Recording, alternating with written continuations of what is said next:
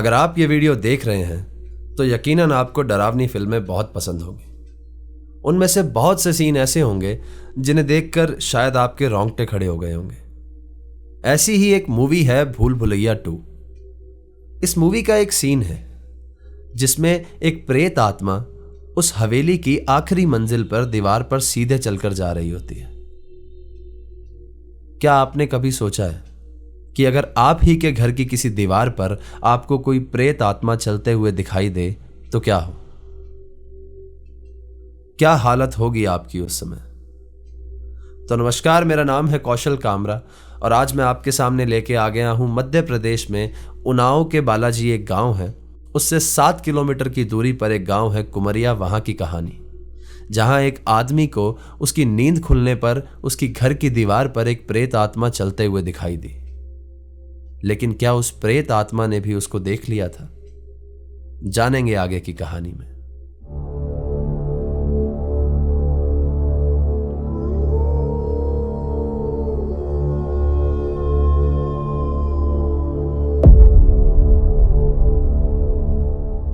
अगर आप यहां पे नए हैं तो इस चैनल को सब्सक्राइब कर दीजिएगा ताकि आगे आने वाले समय में मैं जो रियल इंसिडेंट्स पे कहानियां लेकर आऊंगा वो सबसे पहले आपको मिलती रहे।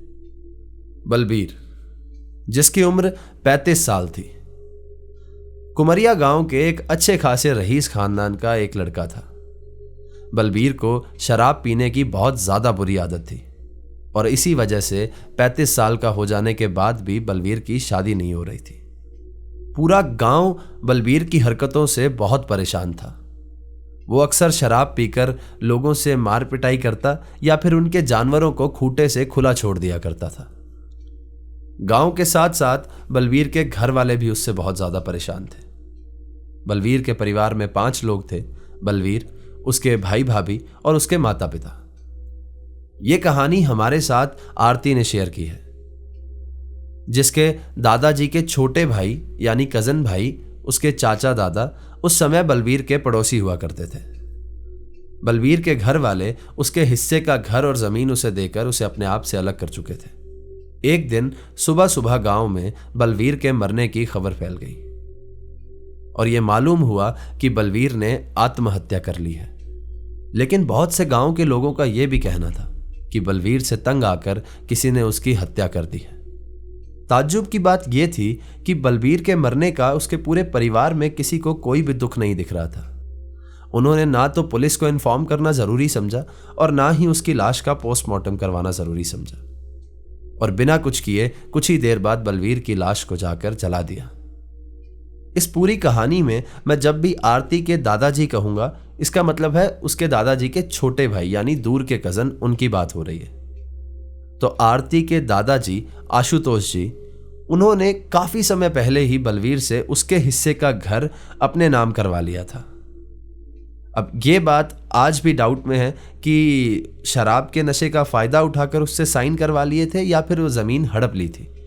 बलबीर के घर वाले अक्सर इस बात का विरोध करते थे। जब भी वो कोई लीगल कार्रवाई करने की कोशिश करते तो आशुतोष जी के पास उस घर के लीगल डॉक्यूमेंट्स होने के कारण वो कुछ नहीं कर पाते थे। बलबीर भी इस बात से बहुत ज्यादा नाराज था, लेकिन क्योंकि वो अक्सर नशे में रहता था तो उसे बहुत ज्यादा फिक्र भी नहीं थी इस बात की। बलबीर के हिस्से का घर आशुतोष जी के घर से एकदम चिपका हुआ था। उसके हिस्से के घर में एक बड़ा सा आंगन और उस आंगन से जुड़े हुए कुछ कमरे थे। अब आशुतोष जी ने जब से वो जमीन अपने नाम करवा ली थी तो उन्होंने अपने घर से उसके एरिया में जाने के लिए एक रास्ता बनवा लिया था और वहां वो अक्सर अपनी गाय भैंसे बांधा करते थे। अब शुरू होती है असली कहानी। बलबीर के मरने के कुछ दिन बाद बलबीर आशुतोष जी के सपने में आने लगा था। वो अक्सर आशुतोष जी के सपने में आता और उनसे अपने हिस्से की जमीन मांगा करता था। शुरुआत में वो सिर्फ कभी कभी आशुतोष जी के सपने में आता था, लेकिन धीरे धीरे वो रोज आशुतोष जी के सपने में आने लगा और उनसे अपने हिस्से की जमीन मांगता या फिर उन्हें बहुत डराने लग गया था।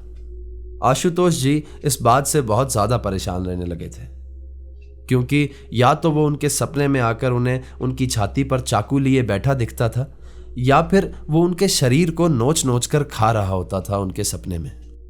ऐसा 2 या 3 बार हुआ होगा, लेकिन चौथे दिन बलवीर आशुतोष जी के सपने में नहीं आया तो आशुतोष जी ने थोड़ी चैन की सांस ली। लेकिन 5वें दिन जो आशुतोष जी के साथ हुआ, उस वाकया ने उनकी नींदें उड़ा दी। आशुतोष जी अक्सर गाय बैलों को संभालने के लिए वो बलवीर के घर वाले हिस्से में जाया करते थे। क्योंकि कुछ दिनों से गाय भैंसें बीमार चल रही थी तो वो दवाई देने भी शाम के बाद उनके उस एरिया में चले जाया करते थे। और उस रात आशुतोष जी जब खाना खाकर टहल रहे थे तो वो गाय बैलों को संभालने के लिए उस आंगन में पहुंचे। जैसे ही उन्होंने उस आंगन में कदम रखा, उन्हें पहली बार उस एरिया में बहुत ज्यादा नेगेटिविटी फील हुई।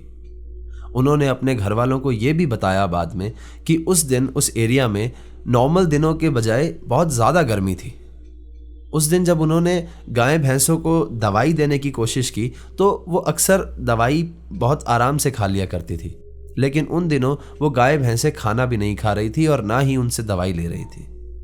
इतने में अचानक से आशुतोष जी की नजर एक कमरे के अंदर पड़ती है तो वो देखते हैं कि कमरे के अंदर से कोई उन्हें झांक रहा है। वैसे तो आशुतोष जी बहुत ज्यादा हिम्मत वाले इंसान हैं, लेकिन कुछ दिनों से उन्हें ऐसे सपने आ रहे थे, इसीलिए वो बहुत ज्यादा डर गए।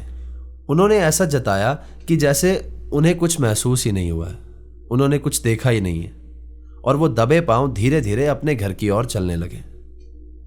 लेकिन उन्हें बहुत साफ साफ दिख चुका था कि उन्हें अंदर से कौन देख रहा था। उन्होंने बताया कि बलवीर उनके सपने में आकर उन्हें परेशान करना छोड़ चुका था, क्योंकि उसकी आत्मा अब सचमुच में आकर उन्हें परेशान करने लगी थी। उन्हें उस कमरे में साफ साफ बलवीर की शक्ल दिखाई दी, जो कमरे में एक कुर्सी पर बैठा उन्हें घूर रहा था। वही बलवीर जिसकी मौत कुछ हफ्ते पहले हो चुकी थी। उस दिन आशुतोष जी को बुखार आ गया और वो सारी रात बुखार से तड़पते रहे। दवाई लेने पर जब उन्हें नींद आने लगती तो उन्हें ऐसा लगता कि अचानक से उनकी छाती पर किसी ने बहुत ज्यादा भार रख दिया हो। कभी गायें भैंसें बहुत ज्यादा शोर मचाने लगती तो कभी एकदम सन्नाटा हो जाता। कुछ दिन तक कोई भी रात में वहां पर नहीं गया और आशुतोष जी कुछ दिनों तक बीमार रहे। ये लोग शाम में गायें भैंसों के बच्चों को बांध दिया करते थे ताकि वो उनका सारा दूध ना पी जाए।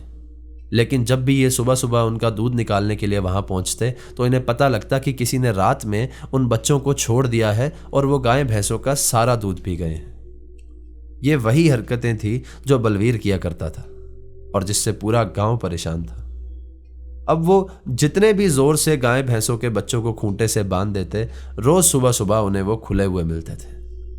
अभी तक आशुतोष जी ने किसी को भी ये बात नहीं बताई थी कि उन्हें बलवीर की आत्मा दिखने लगी है।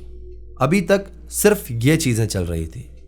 लेकिन एक रोज जब आशुतोष जी ने सुबह सुबह उठकर अपने पानी का लोटा उठाया तो उनकी जान हलक में आ गई। वो पानी पूरी तरह से लाल हो चुका था और वो इतना गाढ़ा लग रहा था कि मानो किसी ने उस लोटे में खून भर दिया हो। उन्होंने घबराकर उस लोटे को फेंक दिया। आशुतोष जी उसी समय वहां के एक मंदिर में गए और उन्होंने पुजारी जी को पूरी बात बता दी। आशुतोष जी के घर में अब एक डर का माहौल था।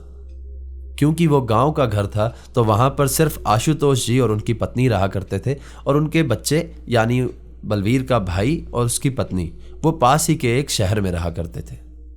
आशुतोष जी ने जब अपने बच्चों तक ये खबर पहुंचाई कि घर में ये सब कुछ हो रहा है तो उनके बच्चों ने बताया कि कुछ दिन से उन्हें भी बहुत ज़्यादा बेचैनी फील हो रही है और उनके काम धंधे में बहुत ज़्यादा मंदा चल रहा है। अब उन पुजारी जी ने एक तांत्रिक बाबा का पता बताया। उन लोगों ने उन तांत्रिक बाबा को घर पे बुलाया और घर पे एक बहुत बड़ा हवन रखवाया गया।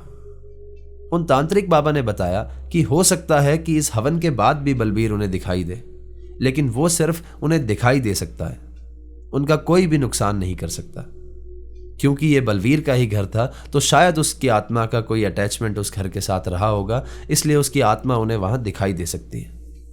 लेकिन वो अपने घर से बाहर नहीं जा सकता था इस हवन के बाद। उस हवन के बाद उन लोगों ने उस एरिया में जाना बंद कर दिया। लेकिन वहां बलवीर की आत्मा है ये बात सिर्फ वो लोग जानते थे और गांव में किसी को भी इसके बारे में कुछ नहीं पता था। 1 साल बीत गया था। कुछ समय बाद आशुतोष जी के छोटे भाई के बेटे की शादी थी, जो कि उसी गांव में कुछ ही दूरी पर रहते थे। क्योंकि आशुतोष जी का घर बहुत बड़ा था तो बहुत से रिश्तेदार उनके घर पे रुके हुए थे। घर में बहुत खुशी का माहौल था और सब खूब नाच गा रहे थे। एक रात उन्हीं रिश्तेदारों में से एक भाई अमित को बहुत जोर से बाथरूम लगा। अब उन दिनों सब लोग खुले में ही आंगन में चारपाई लगाकर सोया करते थे। ये लोग एक तरफ के हॉल में सो रहे थे, जिसमें एक तरफ लेडीज सो रही थी और एक तरफ सारे जेंट्स लोग सो रहे थे।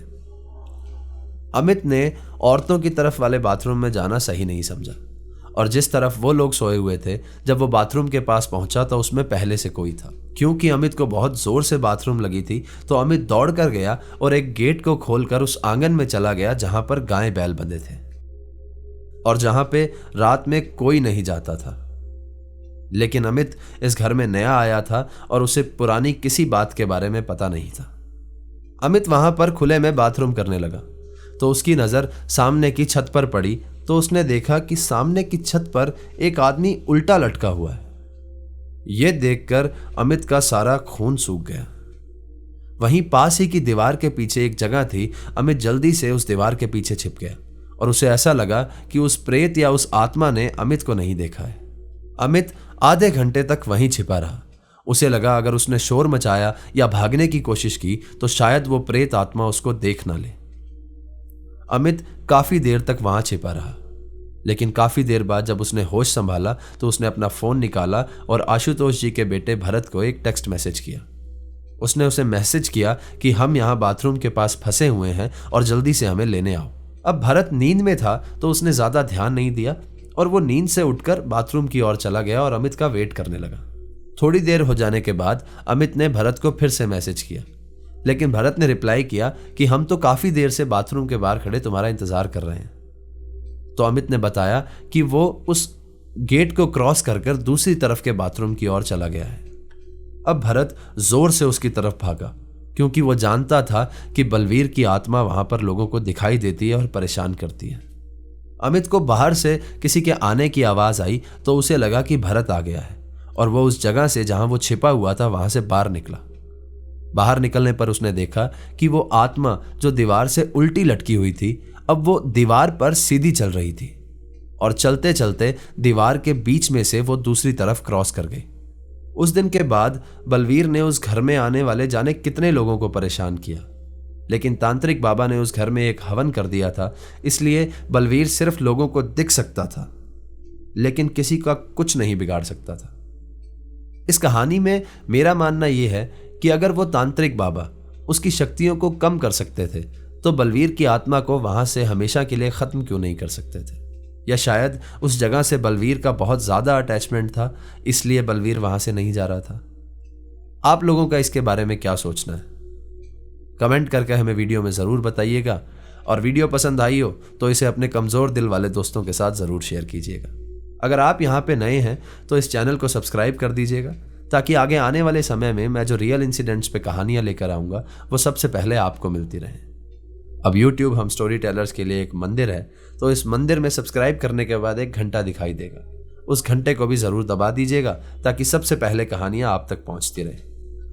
अगर आपके पास भी कोई ऐसी कहानी है तो नीचे दिए गए जीमेल एड्रेस पर आप उसे हमारे साथ शेयर कर सकते हैं या हमारे इंस्टाग्राम हैंडल पर भी आप DM में उसे हमारे साथ शेयर कर सकते हैं। अगर आप लोग इस वीडियो में यहां तक बने हुए हैं तो उसके लिए बहुत बहुत धन्यवाद दोस्तों। आज से पहले भी आप लोगों ने जो इस चैनल को सपोर्ट दिखाया है, मुझे सपोर्ट दिखाया है, उसके लिए मैं आपका हमेशा आभारी हूं। मिलते हैं अगली बार ऐसे ही किसी रोमांचक किस्से के साथ। धन्यवाद।